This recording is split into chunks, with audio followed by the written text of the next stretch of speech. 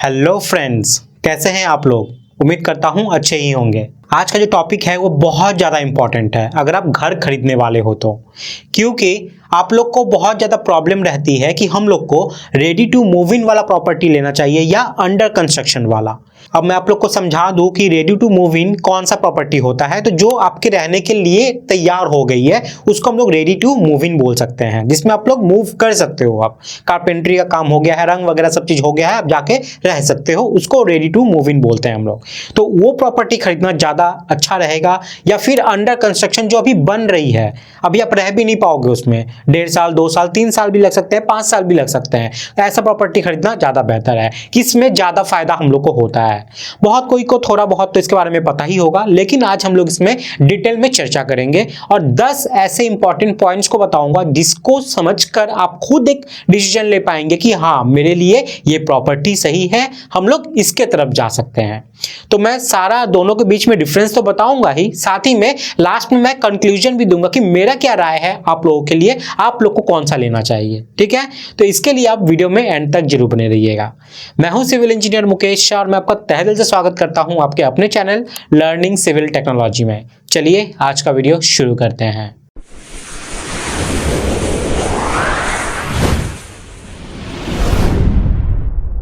तो सबसे पहला पॉइंट यहाँ पे आता है आपका कॉस्ट का। ठीक है, रेडी टू मूव इन जो है ना वो ऑलवेज आपका ज्यादा कॉस्टली पड़ता है, ज्यादा महंगा पड़ता है। और कितना, लगभग देखा जाए तो 20 से 30% डिफरेंस आपका लगभग बढ़ जाएगा। जैसे अगर हम लोग इसको समझे यहाँ पर कि मान लीजिए अगर रेडी टू मूव इन आपका 2000 रुपए पर स्क्वायर फीट करके आपका वो प्रॉपर्टी पड़ रहा है, तो अंडर कंस्ट्रक्शन वाला है ना वो आपको 1500 स्क्वायर फीट पर स्क्वायर फीट के हिसाब से आपको मिल जाएगा। ठीक है, ये मैं जस्ट एक एग्जाम्पल समझाया हूँ, ऐसा नहीं है कि पूरा फिक्स होगा। ये 20-30% के प्लस मार्जिन में आपका ये रहता है। तो ये कॉस्ट का जो डिफरेंस है ये क्यों हो रहा है, इसके बेसिकली 2 रीजन होते हैं, देख लीजिए। एक तो ये सबसे पहला है कि आफ्टर कंस्ट्रक्शन डिमांड इंक्रीजेस। ठीक है, जब पूरा घर बनकर तैयार हो जाता है और रहने के लिए तैयार हो जाती है, तब उसकी जो डिमांड है ना वो बहुत ज्यादा तेजी से बढ़ने लगती है। लोग बहुत तेजी से आने लगते हैं क्योंकि वो रहने के लिए तैयार है। अब लोगों को इंतजार नहीं करना है। सबसे ज्यादा कॉस्टली क्या होता है, वक्त। आपका वक्त अब डेवलपर लेने ही नहीं वाला है, वो तो आपको दे देगा, तो आपको कोई वक्त यहाँ पे डिले ही नहीं करना है। इस वजह से इसका डिमांड बहुत ज्यादा बढ़ जाता है और डिमांड बढ़ेगा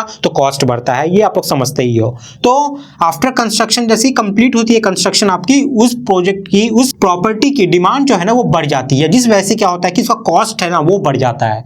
लेकिन अगर आप अंडर कंस्ट्रक्शन स्टेज में रहते हो तो डेवलपर क्या सोचता है कि आप पैसा उसको थोड़ा थोड़ा जब दोगे अंडर कंस्ट्रक्शन स्टेज में ही, तो क्या करेगा कि आपके पैसे को ही वहां पे यूटिलाइज करेगा और कंस्ट्रक्शन को बनाएगा, ऐसा वो सोचता है और करते भी है ऐसा। तो डेवलपर यूटिलाइजेज योर फंड, आपका फंड को यूज कर रहा है उस कंस्ट्रक्शन को पूरा करने के लिए, उसको अपना पूरा फंड लगाना नहीं पड़ रहा है, जिस वजह से वो नेगोशिएट करने के लिए तैयार हो जाता है, जिस वजह से आपको कंस्ट्रक्शन जो है ना वो कम रुपए में मिलने लगती है। तो ये था कॉस्ट का डिफरेंस, उम्मीद करते हैं समझ में आया है। चलिए नेक्स्ट हम लोग यहाँ पर रिस्क फैक्टर को समझ लेते हैं कि किसमें क्या रिस्क है। तो रिस्क फैक्टर की बात करें हम लोग यहाँ पे, तो जो रेडी टू मूव इन है उसमें आपका नेग्लिजिबल रिस्क रहता है, ज्यादा कुछ रिस्क नहीं रहता, क्योंकि वो बनी बनाई है। आप जाके पूरे घर को अच्छे से देख लीजिए, परख लीजिए, उसके बाद ही आप लेंगे। तो इसमें कंस्ट्रक्शन में कोई रिस्क जो है ना वो नहीं रहता। लेकिन हाँ, पेपर वगैरह जो है वो सब आप लोग चेक कर लीजिएगा, एनओसी वगैरह जो होती है वो सबको आप प्रॉपर्ली इवैल्यूएट कर लीजिएगा। ठीक है, तो कंस्ट्रक्शन में कोई डर की बात नहीं होती है, पेपर वगैरह देख लेना है इसमें।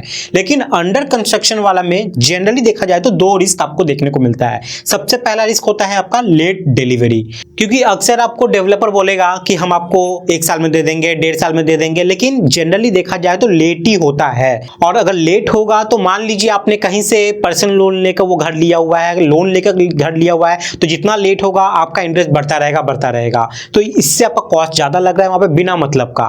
अगर आप नोएडा में जाएंगे तो वहां पे आप देखिएगा बहुत सारी फ्लैट जो है ना वो बनी की ऐसे पड़ी की पड़ी हुई है। ये सब जो बिल्डिंग है वो सब जेपी ग्रुप की थी, जो कि बैंकरप्ट एक समय में हो गया था, और जिस वजह से क्या हुआ कि वो घर बना नहीं पाया और ऐसे ही सबको छोड़ दिया। तो ऐसा भी आपके साथ भी हो सकता है, इसलिए ये ध्यान रखें। इस चीज से बचने के लिए आप क्या करें कि जो कॉन्ट्रैक्टर है, जो डेवलपर है आपका, उसका बैक रिकॉर्ड आप जरूर चेक कीजिएगा। अगर अच्छा नहीं है, आप सुन रहे हो कि ये टाइम पे नहीं दे रहा है, तो वहां से आप गलती से भी मत लीजिए, चाहे कैसा भी घर हो। इसलिए डेवलपर का बैक रिकॉर्ड जरूर चेक कीजिए। जो डेवलपर अच्छे हैं वो जरूर चाहेंगे कि वो अपना रिकॉर्ड अच्छा बना के रखे मार्केट में, तो वहां से लीजिएगा तो ज्यादा अच्छा रहेगा आप लोग के लिए। दूसरा प्रॉब्लम क्या होता है, लेआउट चेंज को लेके। अंडर कंस्ट्रक्शन में बहुत बार ऐसा होता है कि जो डेवलपर होती है वो जहां तहां अपनी मर्जी से कुछ चेंज भी कर देते हैं, जो आप लोग को पता नहीं चलता अगर आप विजिट नहीं करोगे साइट फ्रीक्वेंटली। तो इसलिए जब अंडर कंस्ट्रक्शन चल रही होती है ना आपकी घर जहां पे आपने लिया हुआ है प्रॉपर्टी, तो वहां जा जाके आप विजिट जरूर किया कीजिए। विजिट नहीं करोगे तो आप फंस जाओगे। अगर चेंज हो जाएगा बाद में एनओसी को लेके बहुत सारे वो झमेले हो सकते हैं, तो वो सबसे बचने के लिए आप फ्रीक्वेंटली आपको विजिट करते रहना होगा, अपने प्रॉपर्टी को देखते रहना पड़ेगा। इससे आपके लिए भी अच्छा रहेगा कि घर की जो प्रॉपर्टी है वो सही बन रही है कि नहीं, नॉर्म्स को मान के बन रही है कि नहीं, मटेरियल कैसा यूज हो रहा है, ये सब भी आप चेक कर पाओगे। तो ये दो चीज को आप ध्यान में जरूर रखिएगा जब भी आप अंडर कंस्ट्रक्शन प्रॉपर्टी लेते हो। तो नेक्स्ट पॉइंट को हम लोग यहाँ पे समझेंगे रेट ऑफ रिटर्न को, कि कौन सा आपको ज्यादा रेट ऑफ रिटर्न देगा, ज्यादा प्रॉफिट देगा। तो इस चीज को समझने के लिए एक चीज आपको समझना है, आपने कहावत जरूर सुनी होगी, रिस्क है तो इश्क है। वही बात है यहाँ पर, जिसमें रिस्क ज्यादा होगा उसमें आपको प्रॉफिट ज्यादा होगा। तो अंडर कंस्ट्रक्शन में अभी तक आपने 2 पॉइंट से ये जरूर समझ गया कि इसमें थोड़ा सा रिस्क तो है, तो इसमें रिस्क है तो आपको प्रॉफिट भी ज्यादा यहाँ पे मिलेगा। कैसे, मैं समझाता हूँ। तो देखो यहाँ पे आपका हाई रिस्क रहता है अंडर कंस्ट्रक्शन में। आपका अगर रेट ऑफ रिटर्न की बात करें तो आपका हाई रिस्क रहता है यहाँ पे। तो इससे क्या होता है कि आपने जब खरीदा हुआ रहता है, मान लीजिए 2-3 साल पहले अपने अंडर कंस्ट्रक्शन में खरीद लिया था, तो जैसे ये बन के तैयार हो जाएगा ना, तो इसकी जो प्राइस है जो आपने खरीदा था उससे हटाक से 20-25%, 30% तक एक ही बार में बढ़ जाएगी। वो अचानक से आपका प्रॉफिट हो गया, और उसके बाद धीरे धीरे वक्त के साथ तो वो बढ़ेगा ही, वो अलग बात है। लेकिन अचानक से जैसी वो बन के तैयार होगी ना, उसका प्राइस मतलब 20 से 30% ऐसे ही बढ़ जाता है। तो ये प्रॉफिट आपको यहाँ पे देखने को मिलता है। लेकिन वही बात हम लोग यहाँ पे रेडी टू मूव इन में करें तो यहाँ पे रिस्क आपका नहीं है, ठीक है, क्योंकि आपको बना बनाया पूरा घर मिल गया है, पेपर देख लो और रहने लगो, कोई रिस्क नहीं था यहाँ पे। लेकिन यहाँ पे जो प्रॉफिट है वो आपको कम मिलती है, क्योंकि आपने खरीदा ही उसको मार्केट रेट पे है, ज्यादा रेट पे है। उसके बाद अचानक से तो 20-30% आपका नहीं बढ़ेगा ना, कुछ नहीं बढ़ेगा। उसके बाद क्या होगा कि वक्त के साथ धीरे धीरे उस प्रॉपर्टी की वैल्यूएशन है जो है वो बढ़ेगी, ठीक है। तो दोनों में अगर रेट ऑफ रिटर्न की बात करें तो इसमें रिस्क ज्यादा है, लेकिन रेट ऑफ रिटर्न जो है वो भी हाई है इसमें। समझ में आ गया? तो ये था आपका 3 पॉइंट। इसको चलो मैं मिटाऊंगा, इससे पहले इसका आप स्क्रीनशॉट ले लो पहले। चलिए नेक्स्ट पॉइंट को हम लोग समझ लेते हैं। नेक्स्ट पॉइंट है यहाँ पे आपका पेमेंट टर्म्स को लेकर, ठीक है। तो देखो पेमेंट टर्म्स में आपको क्या फायदा मिलने वाला है। अगर हम लोग बात करें रेडी टू मूव इन में, तो जो घर ऑलरेडी बनी हुई है उसकी डिमांड ज़्यादा है, तो वहाँ पे डेवलपर ना बहुत ज़्यादा आपकी नहीं सुनेगा, आप में उतना ज़्यादा इंटरेस्ट भी नहीं लगेगा। अगर आप बोलोगे कि मैं 5 साल में दे दूंगा, 10 साल में दे दूंगा, तो नहीं, वो नहीं चलेगा। इसमें आपका क्या होता है, full payment to be made in short term, कम समय में ही आपको पूरा पैसा देना पड़ता है, क्योंकि डिमांड बढ़ चुकी है बहुत कोई इसको लेने आ रहा है। आप नहीं दोगे कोई पैसा, कोई जल्दी कोई और पैसा दे देगा और उसको ले जाएगा। तो ये एक चीज होता है कि आपको पेमेंट उस समय जल्दी पेमेंट करना पड़ेगा, आपको पैसा वहां पे जल्दी से देना पड़ता है, नहीं तो वो कोई और ले जाएगा। यही चीज अगर आप अंडर कंस्ट्रक्शन की बात करें तो अंडर कंस्ट्रक्शन में आपका full payment to be made in small installments, आप वहां पे छोटे छोटे किस्तों में, छोटे छोटे ईएमआई में अपने पेमेंट को आप दे सकते हो। इससे डेवलपर को भी कोई प्रॉब्लम नहीं होता है, आप उसको थोड़ा थोड़ा देते जाओगे, वो थोड़ा थोड़ा सबसे लेके उस बिल्डिंग को बनाते हुए चला जाएगा, क्योंकि उस समय उसकी उतनी ज्यादा डिमांड नहीं रहती है, अंडर कंस्ट्रक्शन स्टेज में रहता है। तो क्या होता है कि आपको कम रुपए में तो मिल ही जाता है, साथ में आपके ऊपर भी बहुत ज्यादा बोझ नहीं आता है कि हाँ मुझे सारा पैसा एक बार में अभी देना है, ऐसा कोई प्रेशर नहीं रहता। आप भी हर महीने या हर 2 महीने में, हर 3 महीने में आपको किस्त में एक पैसा देना पड़ता है, जिससे आपके ऊपर भी कोई बर्डन प्रेशर नहीं आता। तो ये फायदा आपको मिल जाता है अंडर कंस्ट्रक्शन वाले में। अब हम लोग वहीं पे नेक्स्ट पॉइंट की बात करें तो ऑप्शंस की। रेडी टू मूव इन में आपको लिमिटेड ऑप्शंस मिलते हैं, क्योंकि बहुत कोई अंडर कंस्ट्रक्शन में ही उसको खरीद दिए रहता है।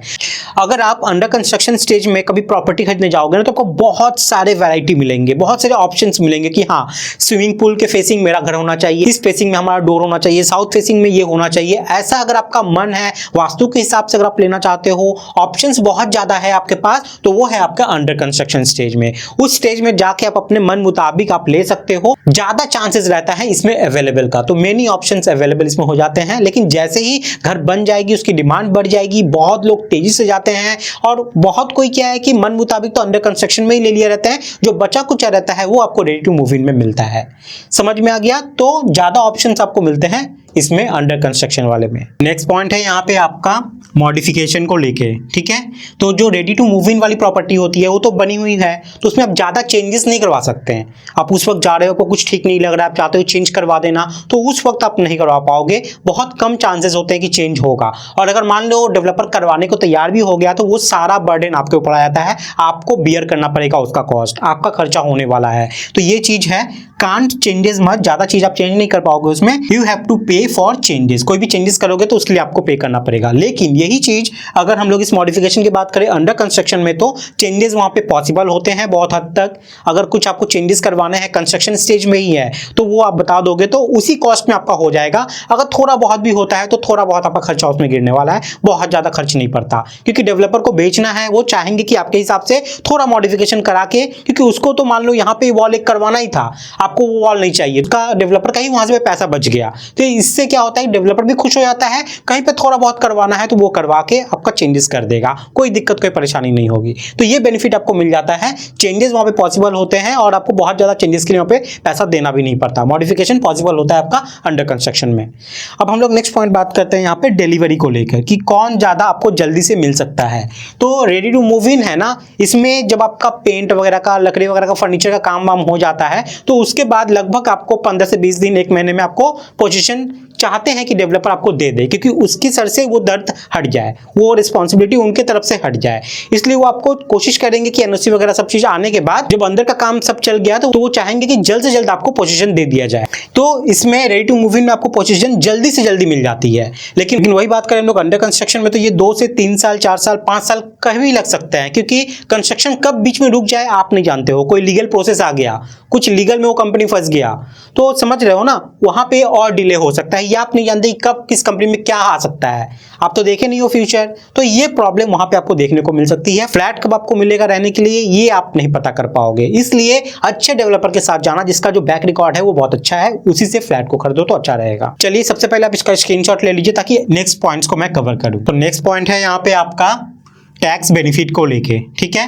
तो जो रेडी टू मूव इन रहती है ना, उसमें आपको बहुत सारे एक्स्ट्रा बेनिफिट मिलते हैं टैक्स से रिलेटेड। जैसे सेक्शन 80C एक होता है और सेक्शन 24 होता है। सेक्शन 80C में प्रिंसिपल के ऊपर आपको रिबेट मिलता है। जैसे आप 20 लाख लोन लिए हो तो 20 लाख प्रिंसिपल हो गया, उस 20 लाख पे आपको रिबेट मिलता है, जैसे 2 लाख का जो छूट होता है वो सब, ठीक है।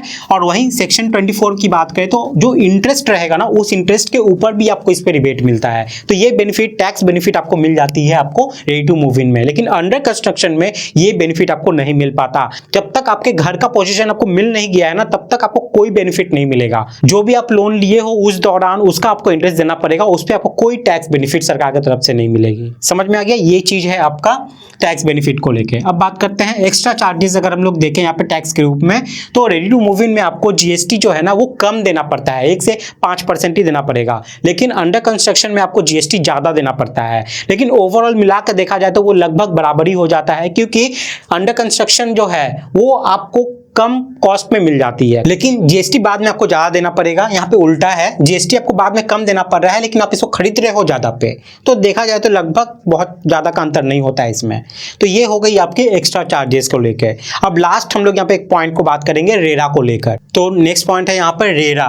रेरा का फुल फॉर्म होता है रेरा एस्टेट रेगुलेशन एक्ट। ये एक ऐसा एक्ट है जो कि सरकार के द्वारा बनाई गई थी। और क्यों बनाई गई थी कि जो डेवलपर वाले थे ना, वो बहुत सारे फ्रॉड वॉड करने लगे थे, चीजों को ऐसे घुमा कर दिखाते थे कि पब्लिक को समझ में नहीं आता था और बाद में घर लेने के बाद वो फंस जाते थे। तो इन सब का ही एक सॉल्यूशन यहाँ पे निकाला गया, ये रेरा एक्ट। इसमें बहुत सारे टर्म्स एंड कंडीशन है, जिसमें जो डेवलपर है वो आपसे धोखाधड़ी नहीं करेंगे, करेंगे तो फंस जाएंगे, पेनल्टी देना पड़ेगा और भी बहुत कुछ। रेरा के ऊपर मैंने डिटेल वीडियो बनाया हुआ है कि कब आया, कब पास हुआ, कब नहीं, क्या टर्म्स एंड कंडीशंस थे, उसके बाद कैसे carpet area, super built up area, ये सब चीज रेरा एक्ट के हिसाब से उसके प्रॉपर डेफिनेशन क्या है वो सब मैंने समझाया हुआ है। आपको जाके ये वीडियो वाला देखना है। इस वीडियो के डिस्क्रिप्शन में मैंने इसका लिंक डाल दिया है, जाके देखिए, सब चीज समझ में आ जाएगा।